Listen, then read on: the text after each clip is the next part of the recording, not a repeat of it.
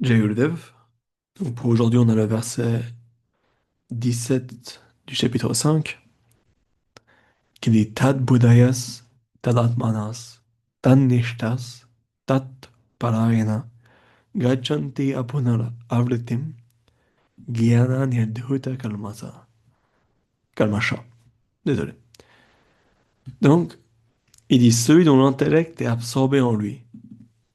Budaya, l'intellect. Tad.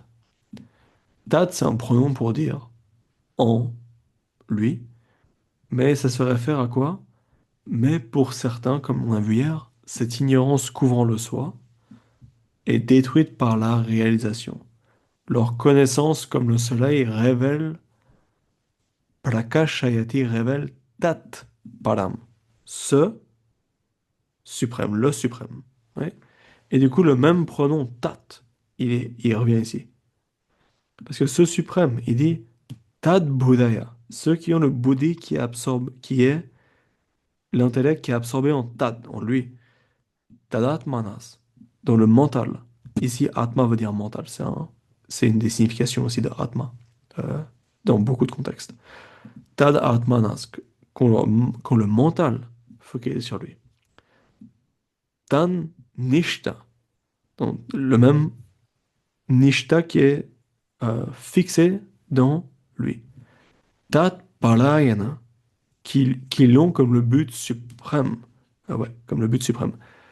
Gachanti, ils vont, c'est le terme aller, gachanti. Apunal avritim. Punal, ça veut dire un autre, encore.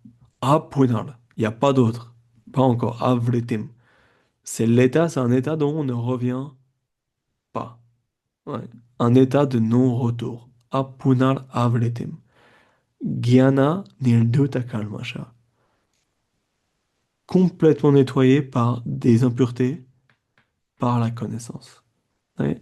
Donc il dit pour celui qui fixe son mental sur lui, qui met son intellect, son, la partie la plus subtile du mental, qui met aussi son mental, ses pensées sur lui, qui s'établit en lui dans chaque action, et Tat Palana qui l'ont comme but suprême dans leur vie.